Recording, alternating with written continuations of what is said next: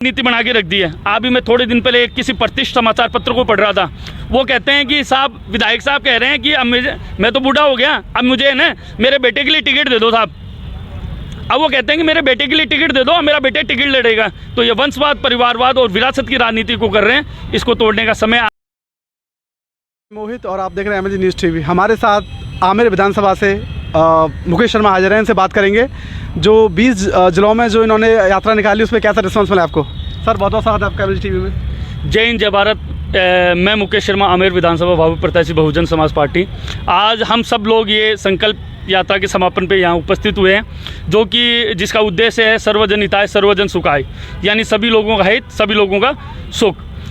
हम आज यहाँ पे कांग्रेस और बीजेपी वालों के दलों के ये बताने के लिए इकट्ठे हुए हैं कि बहुजन समाज पार्टी राजस्थान में सिर्फ एकमात्र विकल्प है उनका पूंजीवाद, वंशवाद और विरासत की राजनीति के खिलाफ। आज चारों तरफ कांग्रेस और बीजेपी की राजनीति ने कोहराम मचा रखा है। आज हम कहते हैं कि युवा देश का भविष्य है। अरे युवा देश का भविष्य है तो युवा के भविष्य के साथ खिलवाड़ करो। न जाने कितने पेपर लीक हो गए, न जाने कितने पेपर लीक हो गए, न जाने कितने भर्तियों में घोटाले हो गए।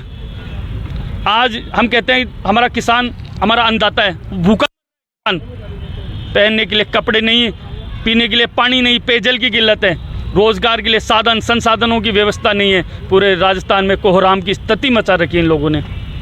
20 जिलों में आप घूमे हैं साथ में, कैसा रिस्पांस मिला? देखिए 20 जिलों में बहुत अच्छा रिस्पांस मिला है और कांग्रेस और बीजेपी की राजनीति को ये बताने के लिए कि जो लोग ये कह रहे थे कि बहुजन समाज पार्टी ठंडी पड़ गई या सुस्त पड़ गई है, उन लोगों को ये बताना चाहता हूँ मैं, जब शेर एक कदम पीछे लेता है ना तो बड़ी ताकत के साथ में आक्रमण करता है।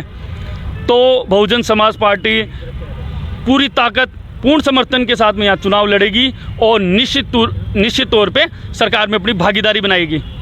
200 विधानसभा सीटों से आप इलेक्शन लड़ रहे हैं बहुजन समाज पार्टी। देखिए ये आलाकमान का निर्णय है कि 200 विधानसभा से लड़ेंगी कि कितने से लड़ेगी, और लेकिन चूंकि मैं आपको इतना कहूँगा, हम पूरी ताकत के साथ में चुनाव लड़ेंगे और राजस्थान सरकार में अपनी भागीदारी निर्णय करेंगे। बीएसपी सरकार बैलेंस ऑफ पावर बनाएगी राजस्थान में, तो मेन मुद्दे क्या रहेंगे जो डेवलप रहेंगे युवाओं के लिए? देखिए मेन मुद्दा है युवा देश का भविष्य है, तो युवाओं के लिए रोजगार होंगे। आज ये कहते हैं कि एक बंद कमरे में कहते हैं कि हम देश की तीसरी अर्थव्यवस्था बन गए, चौथी अर्थव्यवस्था बन गए। बंद कमरे में आप तीसरी अर्थव्यवस्था क्यों बना दो, पहली अर्थव्यवस्था बना दो। आप गाँव में जाके देखो, पानी की किल्लत है, पीने को पानी नहीं है, गाँव में रोजगार के लिए साधन संसाधन की व्यवस्था नहीं है।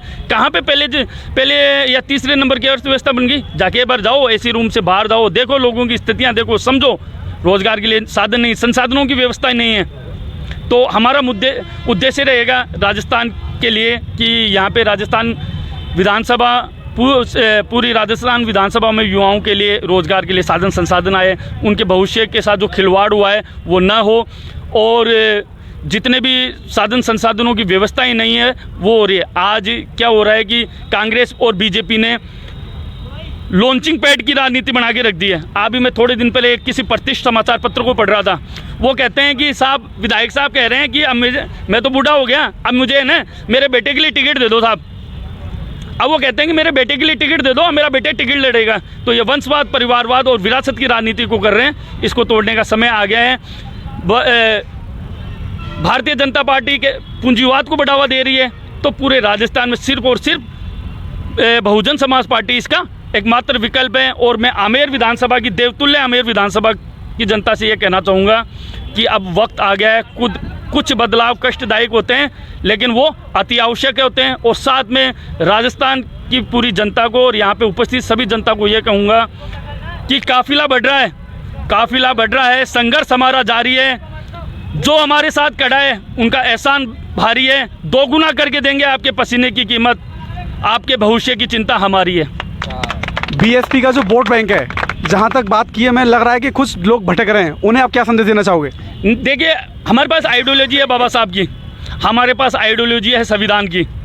वो कोई नहीं भटक रहे, वो जानते हैं कि किनके साथ जाना है, किनके साथ नहीं जाना। हमारे पास में आइडियोलॉजी है बाबा साहब के संविधान की, बाबा साहब के संविधान की नहीं, हमारे पास में आइडियोलॉजी है भागवत गीता की भी, जो ये कहते हैं कि संविधान और भागवत गीता, संविधान भी यही कहता है कि अगर अपने आत्मसम्मान और लड़ाई के लिए अगर किसी भी व्यक्ति के, बड़े से बड़े व्यक्ति के खिलाफ भी जाके लड़ना पड़े, तो संविधान उसको न्याय दिलाता है और अपने हक व अधिकार की लड़ाई के लिए करता है। भागवत गीता भी यही कहती है कि अगर आपको अपने अधिकार व अपने रक्षा करनी पड़ रही है, कौरवों की भीड़ हो या पांडवों की नीड हो, जो लड़ सका वही महान है। तो इस पूंजीवाद और विरासत की राजनीति में हम पूर्ण रूप से तैयार हैं, मनोबल से हम तैयार हैं। ये संकल्प यात्रा के समापन पे मैं ये बताना चाहता हूँ आज आपके माध्यम से, आज हम मनोबल से रणभूमि में तैयार। रणभूमि में युद्ध लड़ने से पहले मनोभूमि में युद्ध लड़ा जाता है, और रणभूमि चुनावी रणभूमि, तो हमने आधी सफलता हासिल कर ली है और हम रणभूमि में अब तैयार हैं, क्योंकि मनोभूमि में हम संपूर्ण रूप से तैयार हैं। जैसा कि हमारे साथ मुकेश शर्मा से आमिर विधानसभा से, उन्होंने काफ़ी अच्छी बात की, समाज को एकजुट करने की बात की, और बीएसपी का राजस्थान में काफ़ी दबदबा है और अच्छे से पावर बैलेंस ऑफ पावर बनने की बात कर